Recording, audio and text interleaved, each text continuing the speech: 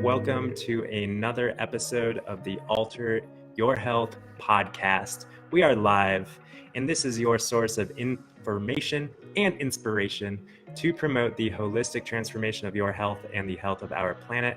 And I am Dr. Benjamin Alter, your host. And I'm your co-host, Dr. Susanna Alter.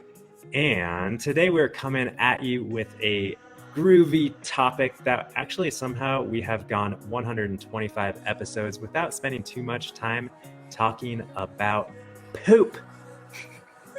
So let's dive in. What a great topic. Let's dive in, shall we? Yes. No pun intended, but I guess that's not really a pun. I don't know what it would I be. don't know what pun you're talking about. I don't know how to dive into poop any other way than to just dive into poop. But the reason why we're talking about poop is because it is really a message, a message from the inside world of our body and our digestive system and what's going on to the outside world. We can gain a lot of information about our health and physiologic function, of course, our digestive function and digestive health, but also really all aspects of health, because health starts in the gut. And our poop is the gateway to the gut, so to speak. So every time we go to the bathroom and peek in the toilet, because I know you peek in the toilet, if you're anything like me or Susanna, you peek into the toilet and you assess that poop, right? Everyone's doing that, I'm sure. And if you're not, maybe after this episode, you will be doing a little bit more analyzation, no hands-on stuff, but just kind of visual analysis of your poop to assess really how things are going.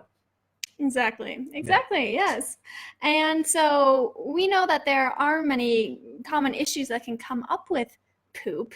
Maybe your poop is too hard, maybe it's too runny. So we're going to talk all about that, how to heal chronic constipation and diarrhea, and what some of these states of poop can really tell us about our internal health. This is so great. Mm-hmm. Many people make jokes about naturopathic doctors for specifically asking a bajillion questions about their patient's poop in a one-on-one consultation. It really is a topic that we love talking about. Because it's, relatively non-invasive. We don't have to go in and poke or prod you to get this information. We just have to ask you, how are your poops? And of course, when we do ask most patients, how are your poops? They're like, well, they're stinky and they're brown and I flush them down. And that's about as much information as we typically get right off the bat. But we can dive a little deeper and ask questions like, well, are they more runny or tend to be more hard? And, how well formed are they? How many times per day do you poop? Or how many times per week do you poop if you don't poop consistently every day? And are there any undigested food substances, any corn kernels or nuts or seeds or anything like that? Any fibers that you can see in the poop? Or is there any like mucus? And what about the color? Is it just brown or is it dark? Is it light and green colored? All of these things can give us such great information about what's going on specifically with the digestive tract again. Mm-hmm. Yeah, and maybe I'll just get this out of the way because it's bugging me. If anyone is to see blood in their stool, that's a sign to definitely go to the doctor.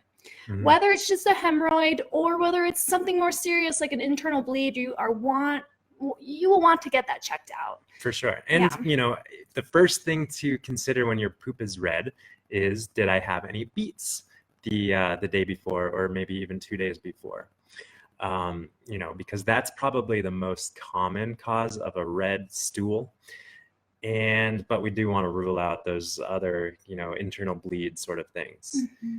And on the topic of poop, we talked briefly about the frequency of poop, like, how many times per day is someone pooping? And on that note, it's very important as well, the transit time of your stool. And that is something that can be assessed. There's different ways of doing it. But essentially, the transit time, the time it takes for something to go in your mouth and out your other side should be, 24 to 48 hours? Mm. Well, it should be. You're grilling me. it should, you know, I think average is like a healthy average is 24 to 36 hours, or maybe 18 to 36 hours. And some people have a transit time that's more closer to 48 hours, which is, you know, okay. But actually, a lot of people have a transit time that is far beyond 2 days. And really, what that means is that, you know, we have this waste system running through our insides. Of course, that's what our digestive tract is. It's carrying waste through, and we're absorbing things, nutrients and macronutrients and micronutrients and all these things, and then we're eliminating is the final product, right? And the longer time that transit process takes, the more we are going to absorb, which can be a good thing if we're absorbing our vitamins, minerals, nutrients, and that sort of thing. But chances are, in addition to the vitamins, minerals, and nutrients, you're also going to be absorbing some toxins and waste products that you don't want to be reabsorbing. And that's really the consequence of having a transit time that's longer than 48 hours. And should we go over just the basic test to test the transit time, which we have done before? Sure. I mean, honestly, I'm forgetting the details, but if you remember them, then go for it. Well, you know, a lot of people say that you can, you know, accurately test your transit time by eating something like corn, because cooked corn, that is, because the whole of the corn kernel is not digested, and we can see that in our poop. But actually, corn, the hulls of the corn can actually speed up the transit time and be falsely so you can have a false reading of your transit time. It can be falsely shortened rather, and, you know, more accurately, you're able to test your transit time by taking something like activated charcoal tablets. You can pop like 6 or 8, and we don't recommend that people take high amounts of activated charcoal on any sort of regular basis, because it does interfere with the absorption of nutrients in your digestive system. But if you just pop 6 or 8 charcoal tablets, that's not going to do you much harm. They're going to go right through you. And then you're going to see that charcoal in your stool. You will have, you know, probably some dark greenish colored stool, and then you'll have a black stool, and then your stool will lighten up again. And when we see that black stool, that's a good measurement of transit time. Once again, healthy transit time is, 18 to 36 hours. And more than 48 hours, we want to speed up the transit time by doing some things that we're going to be talking about in this discussion. And less than that, you know, that the consequences of having a transit time that's too fast is you're not going to be absorbing and assimilating the food that you're putting in your mouth. So we want to, you know, get things that we're putting in our mouth, we want to get them into our bloodstream and ultimately into our cells to fuel our processes. So that's that on the topic of transit time. Now maybe we can move into diarrhea and constipation, which are, of course, the two major ways we can go in this conversation in terms of, loose stools that are frequent and not very well formed, and then infrequent hard stools that are, dry and, slower, generally correlated with a slower transit time. Mm-hmm. Great. Yeah. And so different people may be susceptible to one or the other, and that can really depend on their microbiome in their digestive system. But I think what I want to point out first are some of the more rare but serious causes of constipation we'll start with. Okay. And so, some of the most common causes are dehydration, a diet that is low in fiber, but it could also be a sign of a bowel obstruction or some kind of issue in the intestines itself, so that the stool is actually not able to pass all the way to your other end. Once again, this is more of an acute, rare cause of constipation. Generally, a bowel obstruction is also associated with a lot of pain. And you're going to probably, if you're constipated with a lot of pain, you want to get that sort of thing checked out for sure. Mm-hmm. Exactly. So, there could be many different definitions of constipation. Certainly, if someone is straining, if they have pain when they are actually passing a bowel movement, then that's a sign that you could call that constipation, of course. There's also something called the Bristol stool chart. Oh, I wish we could show like a split screen, and maybe we'll pop it into our YouTube video when we put this up on YouTube. Yeah, So we'll but pop it in here. Yeah, and what this chart shows are 7 different types of stools.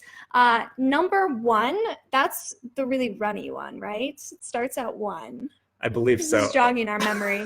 We probably should have taken a look at this. But yeah, it goes from 1 to 7, essentially from diarrhea to constipation. 4 is right in the middle, and that's a healthy, well-formed stool that's not too hard, not too soft, just like Goldilocks and the Three Bears, just right. Just, Yes. It looks like a soft serve ice cream is what I've heard some people talk about as being the ideal stool, just kind of like a soft serve chocolate ice cream. Exactly. So if you look at 6 and 7, those are the more constipated types of stools. 7 is actually just like little rabbit pellets. Maybe some of you out there have experienced those. Those tend to be more painful, more dry, harder to pass. And so now you know the Bristol stool chart. You can Google it and look up to see where your stool falls on this chart. But basically, constipation, it's certainly if it causes pain. Wait, we got that wrong, you guys. I'm sorry. I just Googled, and type 1 is the rabbit pellets, and 7 is the totally runny. So we were totally backwards. Constipation, severe constipation is 1, severe diarrhea is 7, 4 is that normal, healthy chocolate soft serve ice cream that we like to see. Yes. So you can see there's different ways to classify constipation. The easiest way is to just, if you are experienced less frequent stools or more dry and hard stools, you could consider yourself a little bit constipated. So let's talk about what to do. Let's talk about what to do. Well, already? Okay. Yeah, before we go into diarrhea? Okay, sure, yeah. Yeah, I think so. So on the topic of constipation, I really don't know. And then, of course, there are people that alternate constipation with diarrhea. And that's more of, kind of a more complicated scenario, probably having something to do with some dysbiosis and maybe, dietary issues or intolerances or things like that. But someone who just tends towards constipation, let's talk about that. Like you said, Susanna, the number one first thing is hydration. Most people are chronically dehydrated, and that reveals itself first in the digestive tract, oftentimes for a lot of people. And simply drinking water is really a wonderful treatment of constipation. Mm-hmm. And the other thing, like you said, is fiber. Everyone, not everyone, not you and I, probably not even the common listeners of this show, but most people are severely fiber deficient. The recommended daily intake of fiber is 15 to 25 grams per day. Most people don't even get 15 grams of fiber in their diet. I and Susanna, we think that really the ideal fiber intake should be much closer to 60, 70, 80, at least grams of fiber. Go for 100 if you can. And obviously we want to ramp up our fiber intake. If we go from a low carb, low fiber diet to a high carb, high fiber diet overnight, that can overwhelm our digestive tract microbiome. So we want to just ramp up our fiber intake slowly, and doing so with whole foods. Whole foods are the only sources of fiber in nature. Animal products do not have any fiber whatsoever. Fiber is found in whole foods. So eat more whole foods, specifically things like flax seeds, chia seeds, green leafy vegetables, non-starchy vegetables, legumes, fruit. Mm-hmm. And that, I'd like to talk for a minute about fruit, because fruit is really high in water. Most fruits are when they're eaten raw, and they're really high in fiber. So someone who is on a mostly fruit-based diet, like we tend to be in the summertime, that's really an awesome way of optimizing bowel regularity, because fruits are just really, transit time speeds up. We get what we need out of our fruit. We get the water that, is balanced with minerals and vitamins and all of the things that we need to properly hydrate our cells. We also get the fiber, which feeds and nourishes the microbiome. It's just kind of this perfectly packaged anti-constipation medicine that nature has for us.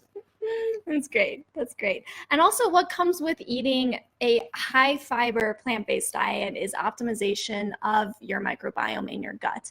And this is really going to help people that have chronic constipation type SIBO, for example. Yeah, or the alternating constipation diarrhea. Exactly, exactly. And the other thing we didn't talk about as being a big factor for constipation is also stress. Totally. Constant stress. So if your body is in stress an increased... can go constipation or diarrhea. That's true. Yeah. But if we think about the nervous system, when we're in a stressful state, then we are increasing our sympathetic nervous system. And that is the fight or flight system. But we want to be in the rest and digest system more of the time if we want to have more regular bowel movements, because pooping is a part of the digestion process. Yeah, and actually we got a question a few minutes ago on Instagram. How many bowel movements per day is ideal? 2 or 3, right? Yes, ideally, it's funny because we actually learned in medical school, I remember learning that 1 a day is normal and healthy. And really, ideal is actually every time we eat, we should be sorry about the slam door, it got windy. Really what's ideal is every time we eat, we should be having a bowel movement. And that's not to say every time even during snacking and things like that. But, when you have a big meal, 30 minutes to 90 minutes later, it's healthy to have a bowel movement after that, because you put something in that stimulates the peristalsis, which is the movement of the digestive tract, and then something is going to come out the other end. And that's really the optimal healthy pattern of eating and bowel movements: food in, food out, or waste out, not food out. Hopefully it's just, the brown soft serve ice cream. Exactly. But yeah, back to stress. Maybe you've noticed that if you're traveling, if you've got a big deadline coming up, your bowels might be a little bit off, and that's normal. You don't need to get overly concerned about that. But yeah, it's helpful to know that stress can significantly impact the bowel movements. Yeah, and maybe when someone's stressed out, they're drinking less water, they're eating less healthy high fiber foods. They get into that cycle. So it's the parasympathetic or the sympathetic input of the nervous system, the stressful responses, and also the, physiologic responses to maybe a less than optimal lifestyle. Yeah. So moving on to diarrhea. Moving on. Yeah. So like constipation, there are also many different causes of diarrhea. Some of them, like Ben said, it could be stress related. It could be that you've got food poisoning and your system is trying to cleanse out the toxins that came in. So gastroenteritis is the term used for diarrhea that's been caused by a bacteria or a virus or an amoeba or something that you don't want to have in your gut flora. Yeah, so as is the case with pretty much anything, we want to refer to it whether it's acute diarrhea or chronic diarrhea. In acute diarrhea, the most common cause is some sort of infection, gastroenteritis, which, that's the wisdom of the body saying, get this crap out of me. And your bowels are going to be turned on trying to eliminate the pathogen or whatever toxin is in your system. So the last thing you want to do is to take some anti-diarrheal medicine that slows down your digestive process. Of course, if this becomes chronic, you want to be treated appropriately, and maybe that treatment does involve slowing down your stools a little bit at some point. You don't want to have diarrhea every hour or something for days and days and days. You're going to be losing too much water. You're also going to be obviously not absorbing whatever nutrients you're putting into your mouth. So we want to make sure that we're treating acute diarrhea appropriately. And when it becomes chronic, when people are, chronically, in a kind of loose bowel kind of state or tend towards loose bowels, the treatment is really similar, because if we consider that chronic diarrhea really means chronic dehydration as well, because we're losing that fluid, we want to replace the fluid specifically that's, in a mineral balance sort of way, so that we can get the fluid deep into our cells where it's supposed to be, not just flushing our system over and over again. So we want to be sure to hydrate with mineral-rich fluids like juices, like teas, things like that, maybe mineral replacement even. And then the high fiber foods, again, because there are certain high fiber foods that are really good at bulking the stool and binding and making the stool well formed and bound. High fiber, I think a lot of people just have this assumption that more fiber, you just become, if you eat 80 or 90 grams of fiber a day, like we generally recommend, then you're just going to have diarrhea all the time or something. But the fiber is really great at keeping your bowels formed and feeding the microbiome, so that you are, absorbing the nutrients from your digestive tract and all of the good things. Mm-hmm. Yeah, because if we're talking about, what are the causes of chronic diarrhea, and in this discussion, we're not talking about IBD. We're not talking about Crohn's or ulcerative colitis. We're just going to keep those ones out. Again, if you see blood in your stool, go to your doctor. But for people who just tend to have loose stools more of the time, that can be a huge indicator that there is some imbalance in the flora in the digestive system, and that there's also some inflammation in the digestive system, because when our gut lining is inflamed, then we actually tend to bring more water into the gut lumen, and that obviously makes our stools more liquid. So yes, how do we optimize the gut? Same way we've been talking about in all of our other episodes. Fiber is so important. The minerals, so important. Hydration, so important. Relating to stress in a healthy way, so important. Regulating that, upregulating that parasympathetic nervous system, so important. Really, really, really. Yeah. All right. What else? Is that it? We got through the topics of transit time, diarrhea, constipation. Well, what about if you say mucus or undigested food? What if your stools are green? What about that? What if your stools are pale? All right, let's cover these real quick. So where should we start? The undigested food? Sure. So undigested food is really a sign of weak digestive fire. If we're not digesting our food, it means that we're not secreting enough hydrochloric acid in our stomach, maybe, or digestive enzymes from our pancreas and our small intestine. So we want to stimulate those digestive juices, and a great way is to upregulate the parasympathetic nervous system. Again, practicing gratitude before meals, or just grounding with a couple of breaths. Some good, solid food hygiene practices are important. And then additionally, maybe adding some bitter herbs before a meal, which have a great way, which are really powerful in stimulating your digestive juices, turning on digestion, so to speak. And yeah. And I think, what comes up for me when we discuss this is we talk to a lot of clients that say, oh, I saw some spinach in my stool, or I'm not really breaking down chia seeds, certain things they can recognize in their stool when they shift to a more high fiber plant-based diet. Well, your chia seeds should be ground, first of all. Yes, but the point that I want to talk about is that it's okay when you're shifting, when you're in the process of transitioning to a healthier, more whole food, plant-based diet.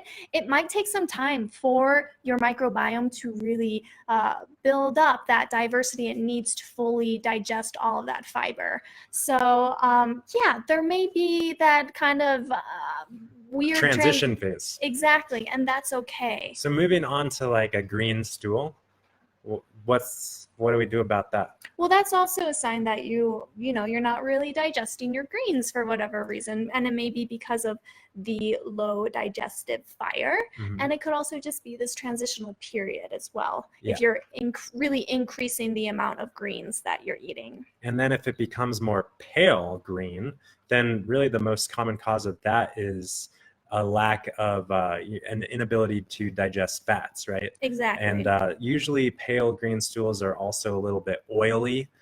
They tend to be a little oily looking. And they might be pale yellow. It might be like a sand color even. Yeah. Yeah. So the term for that is steatorrhea, and it indicates that there's Fat. not enough bile to break down the fat that you're eating. So that could be a consequence of eating a high-fat diet. It could be also weakness in your liver, a sluggish liver, or gallbladder problems. But someone who's on a whole food plant-based diet is really unlikely to experience steatorrhea because it's a whole food plant-based diet are generally low in fat and specifically low in oil. So we want to, yeah. Mm-hmm. And then if you see mucus in your stool, this is an indication that there is inflammation in the intestines.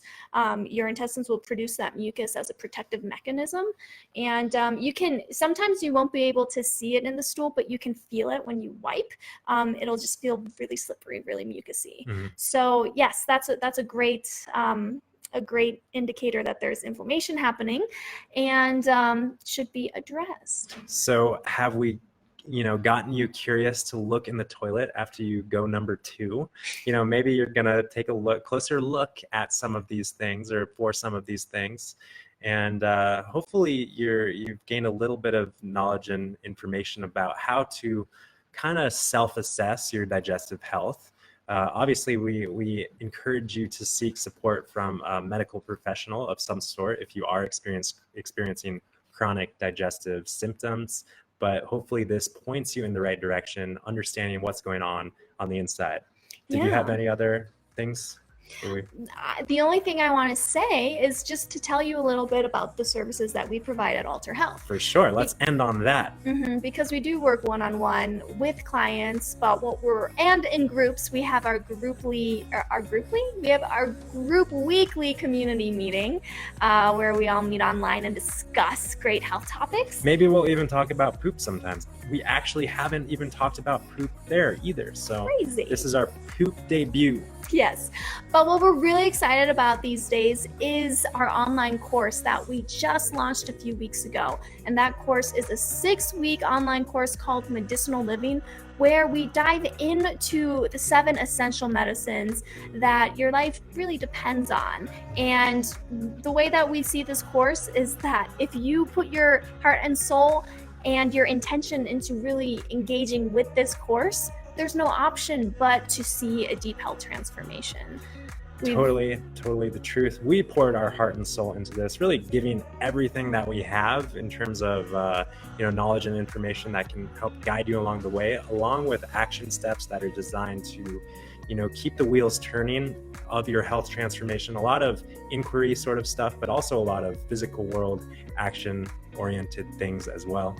So, our goal is to make you your own healer. So we do have a discount code for this course for listeners of the podcast. It is Alter Your Health, the name of the podcast. So go to www.alter.health/course to find out more about medicinal living, and don't forget to use the code Alter Your Health to get 20% off, I believe it is. 20% off. So if you have any other questions, you know where to find us.